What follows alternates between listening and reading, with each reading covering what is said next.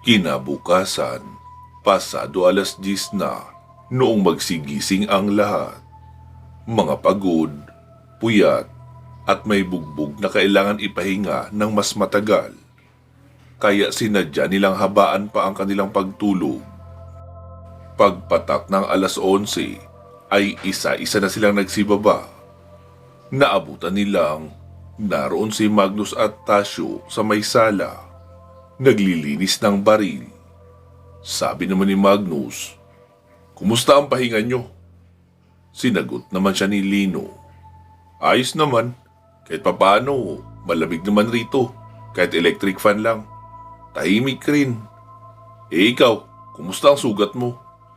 "Ayos na ako, Lino. Wala nang bakas ng pagkakasugat. Kakaiba talaga yung kakayahan nyo ni Tingting sa panggagamot. Pero, yun nga lang, medyo mahina pa ang katawan ko. May solusyon naman ako dito. Pagpapabili ako mamaya ng maraming Red Bull at Pharmaton para sa mabilisang energy booster nating lahat." Sabi naman ni Lino, "Ah, oo, balita ko nga effective yun." Muling nagsalita si Magnus, "Sige na, tumuloy na kayo sa kusina. Ipainit nyo na lang ang kape sa coffee maker. Malamig na yun sigurado dahil binunot ko na sa saksakan kanina eh. May mga kakanin rin dyan sa bilog na lamesa." "Oo sige, kami na bahala." Sagot pa ni Lino, tapos nagtuloy na sa kusina sina Kulas, Mancho at Tingting. Umupo muna si Lino sa sala. "Paano Magnus? Babalikan na ba natin mamayang gabi yung warehouse?" Sabi naman ni Magnus, "Oo, handa na rin ako. Bagong game plan na tayo. Mas maingat na dapat. Nakatawag na rin ako ng backup." "Sino?" "Si Ninong, si Father Jacinto. Kilala niyo siya, di ba?" "Ah, oo. Noong huli ko kasi siya makausap, sabi niya may mga bago siyang imbento na panlaban sa mga aswang at elemental. Kaya maaaring masubukan na natin agad iyon mamayang gabi." Sabi naman ni Lino, "Sigurado ka talaga Magnus? Kaya mo nang lumaban mamayang gabi? Pwede namang ipahinga pa natin ng isang gabi at bukas na tayo sumalakay muli." "Oo naman Lino, kaya ko na. Tsaka mas marami tayo pupunta mamaya. Sasama na rin daw sina Maris at Oliver. Kaya mas marami tayong lulusob. Dapat bago dumilim ay may game plan ka nang maiisip." "Oo sige Magnus, pag-iisipan ko yan. Kahit papaano, alam ko na rin naman ang itsura ng lugar."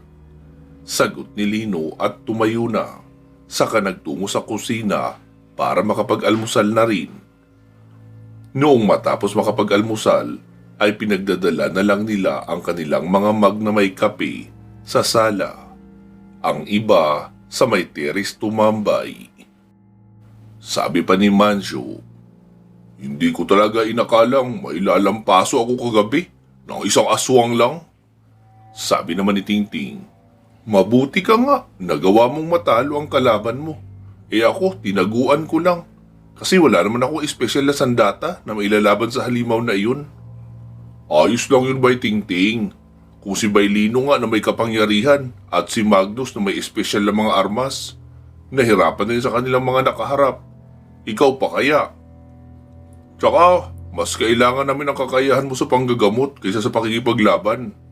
Kung ikaw ang lubhang na pinsala, edi paano mo magagamot si Magnus?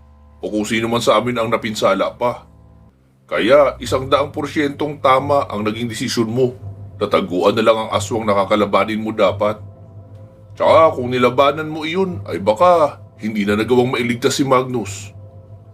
"Oo nga Bay Mancho, tama ka. Kahit pa hindi siya nakita noong kalaban, mamamatay pa rin siya dahil sa pagkaubos ng dugo." Habang nagkikwentuhan ang dalawa, ay dumating naman sina Maris at Oliver. Sabi pa ni Maris doon sa ibaba, "Baka gusto niyo mag-ensayo muna para handa kayo sa laban. Parang kulang na kayo sa practice sa hand-to-hand combat eh, kaya kayo natalo kagabi." Sabi naman ni Mancho, "Gusto ko yan. It's an honor na maka-sparring ang inang babaylan." Sabi naman ni Maris, "Galingan mo ha, hindi ako magpipigil ng lakas." Agad namang bumaba si Mancho. Inihagi sa kanya ni Oliver ang isang mahabang stick. Malaki ang ngiti ni Mancio noong saluhin niya iyon. Sabi naman ni Tingting, "Uy, Kuya Lino, tara dito. May sparring sa ibaba. Si Mancio at si Maris." Agad namang nagsilapit sa terrace sina Lino, Magnus, Kulas at Mang Ambo. Agad nang nag-fighting stance si Maris, ganun din si Mancio. Sabay pa silang nagbaw. Noong muling pumorma ay magkasabay ng sumalakay sa isa't isa. Masigasig si Mancio sa kanyang mga pag-atake.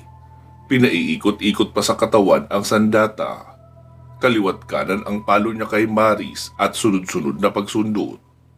Pero parang malambot na tela lang ang katawan ni Maris na tumutupi-tupi sa hangin. Kaya hindi siya tinatamaan. Noong makarating si Maris malapit sa gilid ng pader sa kakaatras, ay iyon naman ang bumelo at umatake. Puro ibabang bahagi ang atake niya, kaya parang nagtitinikling si Mancio sa kakailag, pero naiilagan niya rin naman lahat ng atake ni Maris.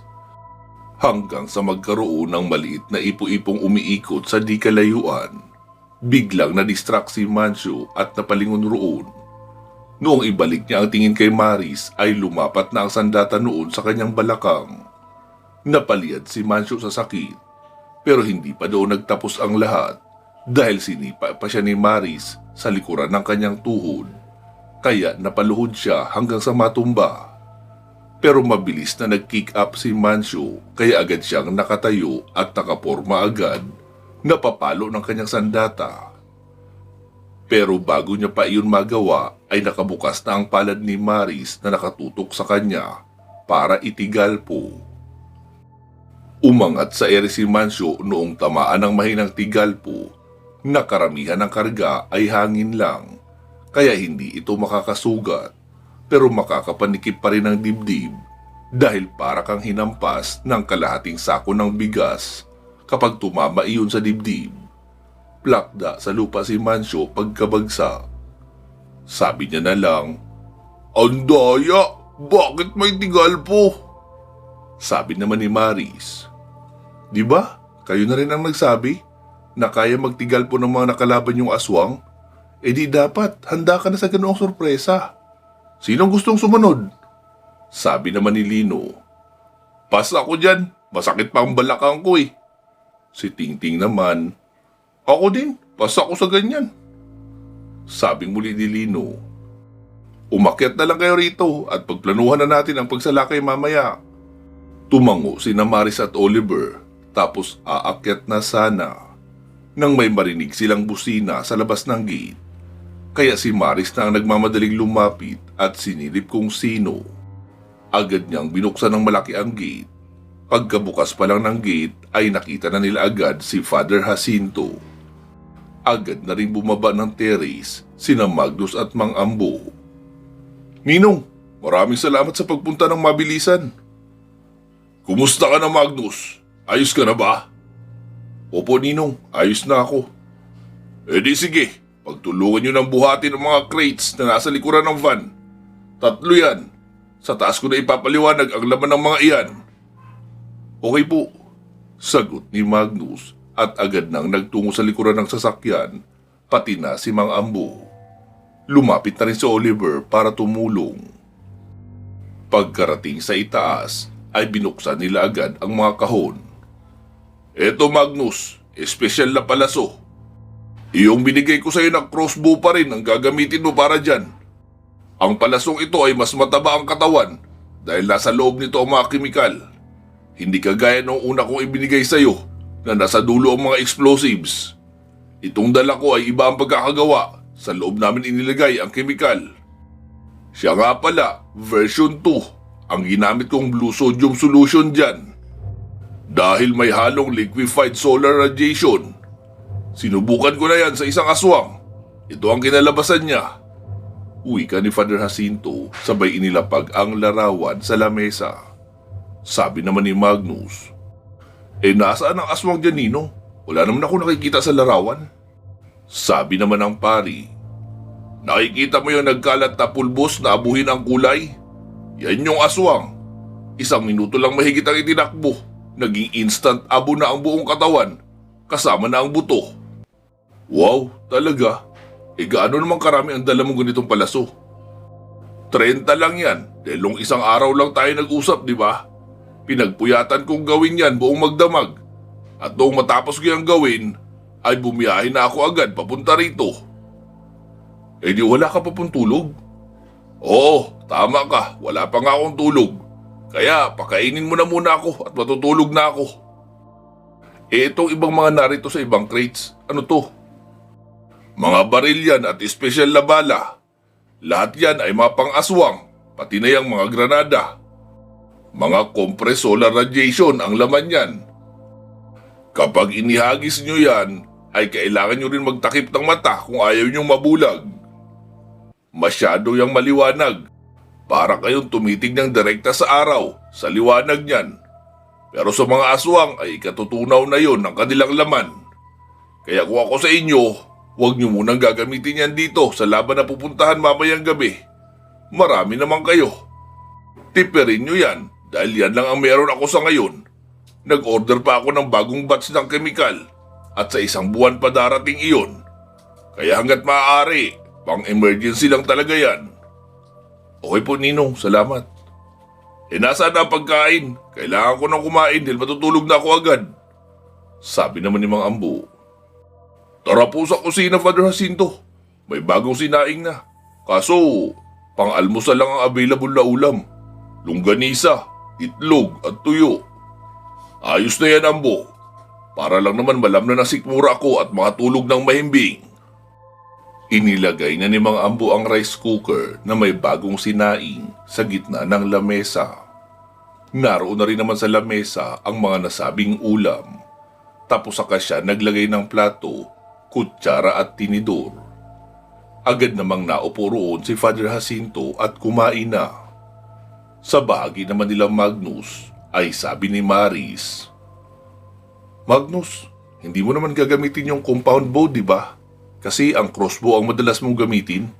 Pahiram ako noon mamayang gabi. Ayon sa kwento nyo, mga dipakpak rin ang mga aswang na naroon.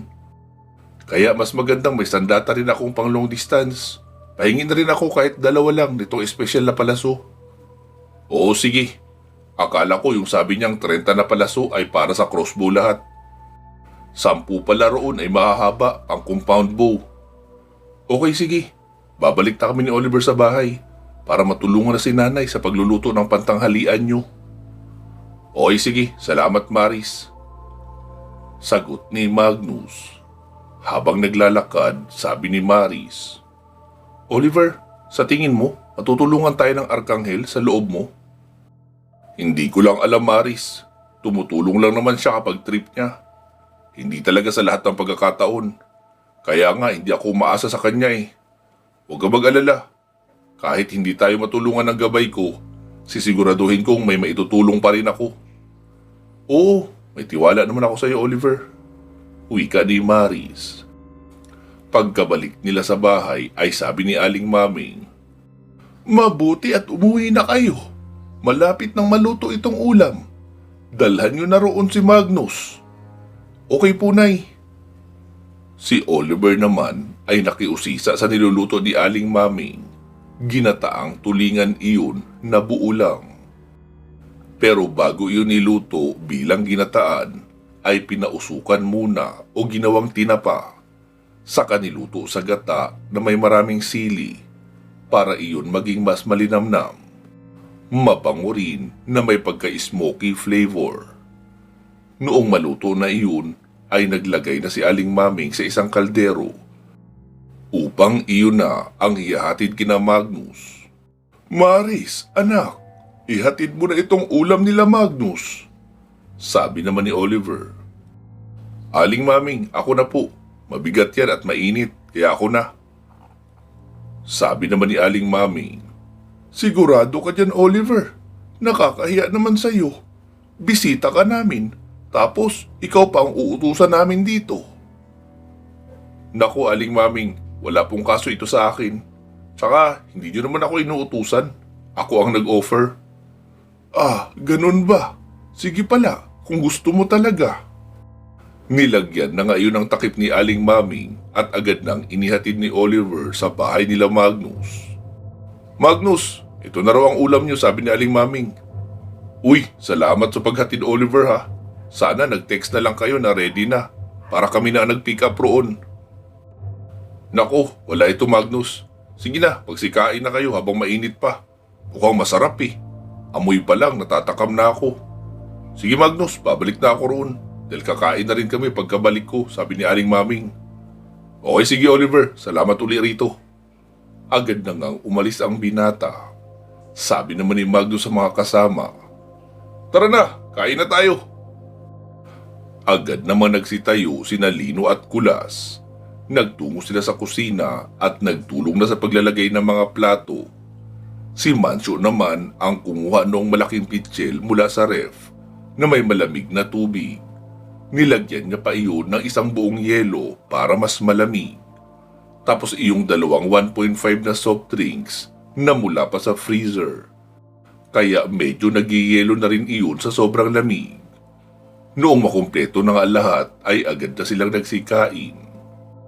Matapos makakain ay sabi ni Tingting, sige na, magpahinga na kayo. Ako na bahala sa mga hugasin. Sabi rin ni Mancio, oo, kami na ni Bay Tingting ang bahala rito. Tutulungan ko siya. Tumango lang sila Magnus at tumambay na muna sa terrace. At pagkalipas ng 15 minuto ay nagsiakyat na rin sa kanya-kanyang kwarto para muling magpahinga. Pasado alas 4 ay nagising na nga sila. Pagkababa nila ay nakita nilang may nakasalang na malaking steamer sa kalan. Naroon din si Mang Ambo at Aling Maming sa may terrace nag-uusap. Sabi naman ni Aling Maming noong makita si Magnus, Magnus, magmerienda na kayo. Siopaw yung nasa steamer. Ako mismo ang nag-bake niyan at nagluto ng palaman sa loob. Nag-on na rin ako ng coffee maker, kaya naka-ready na ang brewed coffee roon. Okay po Aling Maming, salamat. Masayang wika pa ni Magnus dahil excited siyang kumain ng homemade siopaw ni Aling Maming. Pagkabukas ni Magnus ay pare-pareho silang nanlaki ang mga mata dahil ang lalaki ng mga siopaw na naroon. Isang dangkal ang lapad ng isang piraso. Sabi ni Magnus, oh, kumuha na ng kanya-kanyang platito at pumila. Para naman silang mga bata na nag-uunahan sa pagkuha ng platito at pumila sa harapan ni Magnus. Si Magnus naman ay hawak ang malaking tong at kumuha ng isang pirasong siopaw at ilalapag sa platito ng nasa harapan niya. Pagkakuha ay kanya-kanyang pwesto agad sa lamesa. Ang init! Reklamo pa ni Tingting. Sabi naman ni Mancio, wow, masarap kahit ang tinapay. Sulit to. Sold talaga ang lalaki eh. Para namang mga bata na excited kumain ang lahat. Naglagay si Magnus ng siopaw sa isang platito at inilapag sa maliit na misita sa may sala kung saan naroon nakaupo si Father Jacinto. Ninong oh. Uy, salamat Magnus. Ako na sana ang pupunta sa kusina. Nagpapainiin lang ako sa dali ng sarili. Ang lalim ng tulog ko at ang himbing. Palibhasa, tahimik rito.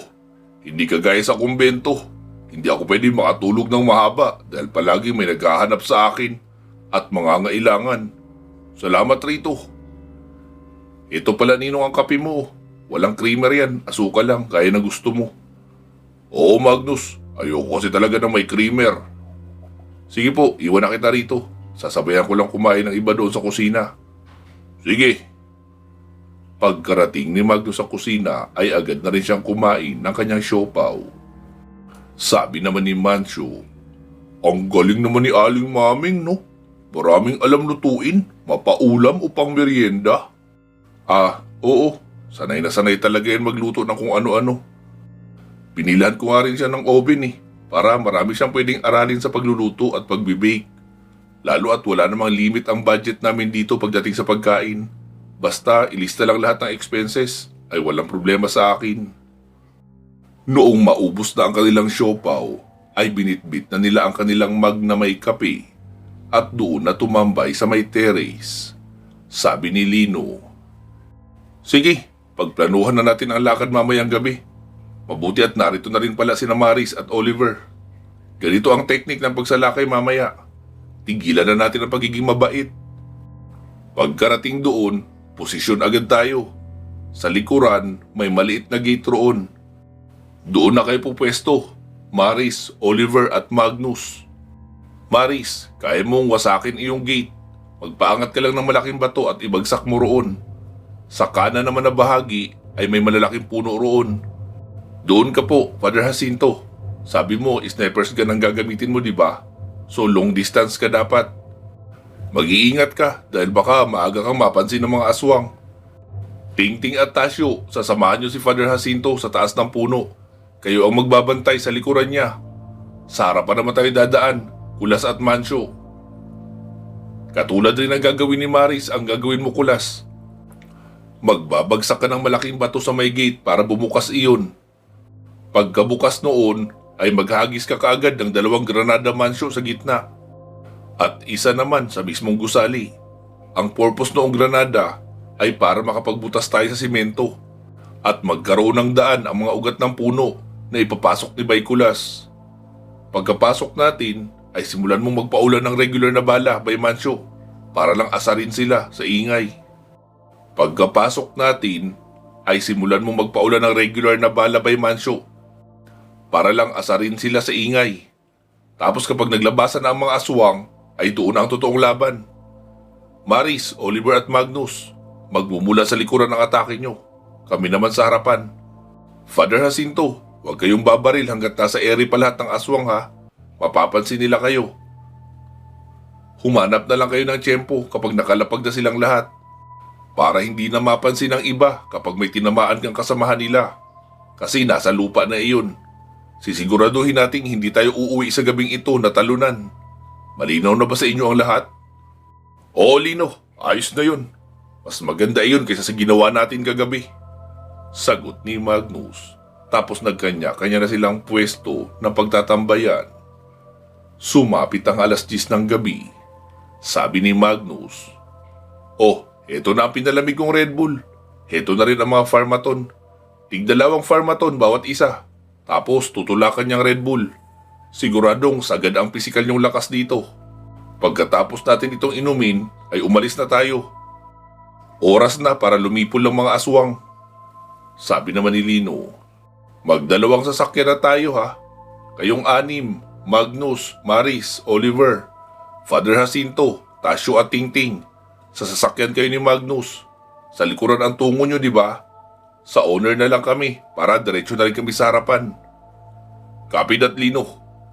Sagot ni Magnus at agad nang nagsisakay ang lahat sa sasakyan matapos uminom noong Red Bull. Sina Mang Ambo, Aling Maming at Mang Rudy naman ay naroon nakatayo malapit sa gate dahil sila ang nagbukas noon at sila rin ang magsasara. Noong handa na ang lahat ay sinimulan na nila ang biyahe patungo sa pier sa dulong bahagi. Tumawag si Lino kay Magnus. "Hello, Magnus. Pagkarating nyo, iwasakin nyo na agad ang gate ha. Wala na tayong sasayanging oras." "Okay, sige Lino. Copy that."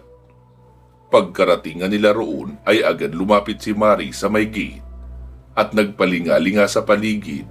Wala siyang makitang malapit na malaking bato. "Ano ba naman to si Lino? Bato raw ang gagamitin? Wala namang bato rito." Naglakad na nga si Maris patungo sa unahan ng mga puno. Hanggang sa may makita siyang malaking bato, sinimulan niya ng umusal ng orasyon. Noong mabuo na ang orasyon, saka na siya nagsimulang kumumpas. Saglit na umuga ang lupa, habang unti-unti umaangat ang bato. Sina Magnus at Oliver naman ay naroon sa hindi kalayuan, nakahanda na rin. Sina Father Jacinto, Tasyo at Tingting ay naglakad naman papunta sa dulong bahagi sa kaliwa para doon umakyat ng puno. Sa may harapan naman ay sabi ni Kulas, "Bay Lino, nakalimutan mo siguro no, na pier ito pupuntahan natin. Saan ako hahanap ng bato na ibabato sa gate?" Sabi naman ni Lino, "Ayun no, Ulo ng trailer truck? Yun na ang gamitin mo? Ha? Ang laki niyan. Duduguin ako sa pagpapaangat niyan. Huwag kang mag-alala, Bay Kulas. Ibibili na lang kita mamaya ng sanitary pads kapag dinugo ka. Sira ka talaga, Bay Lino. Ilong ko ang duduguin dyan. E di sa ilong mo natin ididikit ang sanitary pads. Langya naman, no? Minsan puro din kalokohan ang laman ng utak mo, Bay Lino, no?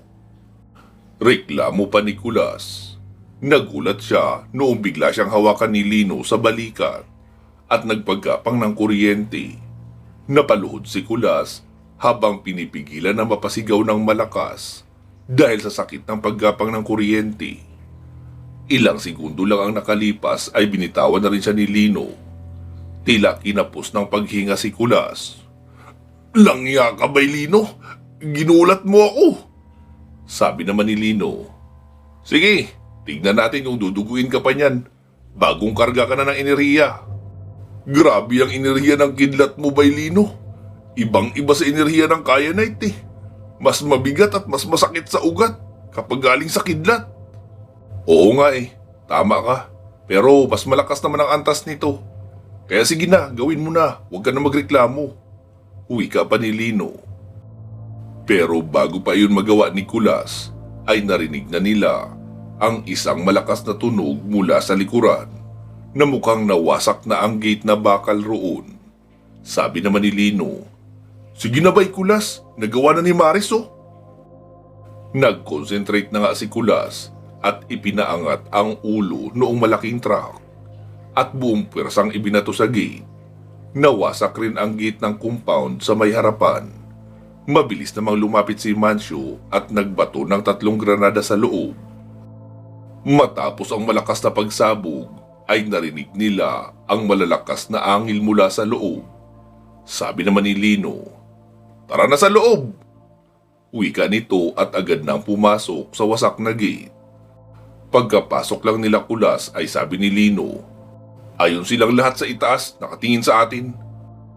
Pagtalon niyan sa atin ay salubungin mo agad, Bay Kulas, ng pagsibat ng mga tubo. Mancio, distraction ka muna. Okay, Bay Lino. Agad may tumalon na 3 aswang mula sa itaas. Pinagbabaril naman iyon ni Mancio na parang inisprehan lang ng tubig. Palipat-lipat ang tutok niya ng mahabang baril. Kaya habang pababa ay inihaharang ng mga aswang ang kamay nila sa bandang mukha. Mabilis namang kumumpas si Kulas at pinasirit ang mga tubo papasalubong sa mga aswang. Tila nag-tornado movement ang mga iyon na nag-spin sa ere habang nakakover ang pakpak sa katawan. Tumama naman ang mga tubo na ibinato ni Kulas pero hindi bumaon dahil agad ring tumalsik. Gawa ng naka-spin movement nga ang 3 aswang. Pagkalapag ng isa sa lupa ay agad iyong tinigal po ni Lino. Dahil sa hindi handa kaya agad na tumalsik at pumalo sa dingding na semento. Bay Mancio, sa'yo na yun! Wika ni Lino dahil alam niyang mahina na kaunti ang aswang na iyon dahil sa tama ng malakas na tigal po. Bay Kulas, ipo-ipo! Wika din ni Lino dahil nakita niyang tumalo na ang isang aswang na mukhang lilipad papalayo. Mabilis namang nagkumpas si Kulas ng 2 maliliit na ipo-ipo sa harapan ni Lino. Tumapak roon si Lino at sinabayan ng pagtalon, kaya naging mas mataas pa ang talon niya sa aswang na lilipad na dapat. Habang nasa ere ay naglabas siya ng espadang kidlat at agad tinagpas ang pakpak ng aswang na kabubuka pa lang. At nag-follow up pa siya ng isang pagtagpas at liig na noon ang tinamaan. Kaya wala ng ulo ang aswang noong bumagsak sa sementong sahig. Si Kulas naman ay nilapat ang kanyang kamay sa bahagi ng sahig na nabutas, gawa noong granadang inihagis ni Mancio. Agad namang may lumabas na ugat na gumapang sa magkabilang braso ni Kulas. Agad niya yung inihataw sa paa ng 3 aswang at buong pwersang hinila. Naputol ang paa noon at pumalahaw ng malakas sa kanapatumba. Isinunod naman ni Kulas ang paghataw ng isa pang latigo sa liig noong aswang at hinatak rin ng malakas. Biglang nagdilim ang iba pang bahagi. Noong tumingala si Kulas ay may 3 pang aswang ang papatalon pa ibaba. Mabilis siyang umatras at nagbitaw ng tigalpo. Iniharang naman ng aswang ang pakpak. Pero dahil sa mataas na ang antas ng kapangyarihan ni Kulas, gawa ng ipinasa ni Lino sa kanya, kaya butas ang pakpak noon at nalapnos ang dibdib. Pagkaangat naman ni Lino ng tingin ay naroon sa itaas iyong dati niyang nakalaban na aswang na may malaki at mabigat na palakul at papahampas na ang palakul sa kanya. Biglang nagliyab sa galit si Lino at naalala ang nangyari noong nakaraang gabi. Kaya agad siyang kumumpas sa itaas at itinuro doon sa aswang. Biglang may gumuhit na 3 malalaking kidlat at lahat ng 3 guhit na iyon ay sa iisang aswang lang iyon napunta. Kaya bago pa yun makataga kay Lino ay naging abo na bigla. Maging ang ibang aswang ay nagulat noong biglang naging nagbabagang uling ang tumatayo nilang pinuno. Nagwala sa galit ang iba pang aswang at sinalakay si Lino ng kaliwat kanan na pagkalmot. Buong husay naman iyong inilaga ni Lino. Pero nagulat siya noong damputin ng isang aswang ang palakul na naiwan ng kanilang pinuno. Pagkahawak noon ng aswang ay bigla iyong nangisay na parang nakuryente. Makikita ang guhit ng pulang kuryente mula sa palakul papunta sa kamay noong aswang. Pero habang nangyayari iyon ay unti-unting nagbabago ang kulay ng mata noong aswang. Mula sa pagiging pula ay naging purong itim na. Lumaki ang katawan at braso noon at nagkaroon na rin ng maliit na sungay. Bumulong naman si Lino. "Michael, nandyan ka ba? Sana nandyan ka. Hindi ito basta-bastang kalaban." "Oo, Lino, nandito ako. Pasensya ka na, hindi ako nakabalik kaagad kagabi. Nakita ko mula sa iyong gunita ang nangyari." "Oo nga muntik na ako mapuruhan. Masyadong lumalakas ang mga aswang na gumagamit ng palakol na yan." "Oo, tama ka Lino. Dahil isang mahiwagang sandata ng kadiliman ang sandatang iyan. Hawakan mo ang suot mong kwintas para mapalabas ang espadang kailangan mo para itapat dyan." Saglit na umatras si Lino at ginawa ang sinabi ng kanyang gabay. Nagliwanag ang kanyang kwintas at noong ilapat niya roon ang kanyang kamay ay may naramdaman siyang bagay na dumampi sa kanyang kamay na unti-unting umuusbong. Habang itinataas niya iyon ay mas lalo pang humahaba. Hanggang sa mailabas niya na nga ang isang mahiwaga at nagliliwanag na espada. Noong muli siyang mapatingin sa aswang na dumampot noong palakul ay nakatitig na iyon sa kanya habang umuusok ang katawan ng kulay itim at pulang uso. Sumugod na iyon kay Lino at tumalo ng mataas. Naramdaman naman ni Lino ang kakaibang enerhiyang gumapang sa kanyang mga ugat. Kaya tumakbo na rin siya papasalubong at nakipagsabayan sa paluan ng sandata. Kaliwat kanan na palo at sa bawat pagtatagpo ng 2 sandata ay tila kumukulog dahil sa kakaibang tunog na nalilikha. Nagkakaroon rin ng mga bugso ng hangin sa paligid. Inilabas pa ni Lino ang 50% na enerhiya ng kidlat at idinagdag sa espada. Kaya sa tuwing magtatagpo ang kanilang sandata, ay napapasigaw ang kalabang aswang dahil nararamdaman noon ang malakas na bultahe ng kuryente na gumagapang sa kanya na nagmumula kay Lino. Noong muli silang magtagpo ay nagdikdikan sila ng pagdiin, palakasan kung sino ang matatalo ng puwersa. Dahil nasa proper footing naman si Lino, kaya nagawa niyang itaas ang isang tuhod at tinuhod sa gilid ang katawan ng aswang, kaya napayuko iyon bahagya. Doon naman inialis ni Lino ang isang kamay niya sa espada at sinuntok ng malakas ang aswang. Naibaba noon ang palakol at napayuko, kaya sinamantala na iyon ni Lino at pinalo niya ng hawakan ng espada ang bato, kaya mas lalo pa iyong napaluhod. Bago pa yun makabangon ay tinusok na ni Lino ng espada ang likod noon papatago sa dibdib sa harapan. Nagkaroon iyon ng kakaibang liwanag at naging abo na ang aswang. Sabi naman ni Lino, Michael, anong gagawin natin sa palakol na yan? Hindi yan pwedeng iwanan dito. Kapag nadampot na naman yan ng ibang aswang, panibagong matinding kalaban na naman. Sabi naman ni Michael, Lino, humihingi ako ng pahintulot mo na gamitin ang iyong katawan ng saglit lang. Oo Michael, sige lang. Pumikit si Lino tapos bigla silang nagpalit ng pwesto ng kanyang gabay. Biglang nagliwanag na ang mga mata ni Lino at tumindig ng tuwid. Tapos ikinumpas ang kamay paturo roon sa palakol. Umangat sa ere ang palakol at unti-unting lumalapit sa kamay ni Lino. Noong mahawakan niya na iyon ay biglang nabalutan ng maraming guhit ng puting kuryente hanggang sa unti-unting magkaroon ng bitak at ilang segundo pa ang lumipas, bigla yung nabasag at naging buhangin. Sabi naman ni Lino, Michael, idamay mo na rin yung mga aswang nakaharap ni Nakulas at Mancio. Lumingon doon si Michael sa kabilang direksyon at nakitang tagilid si Mancio sa laban.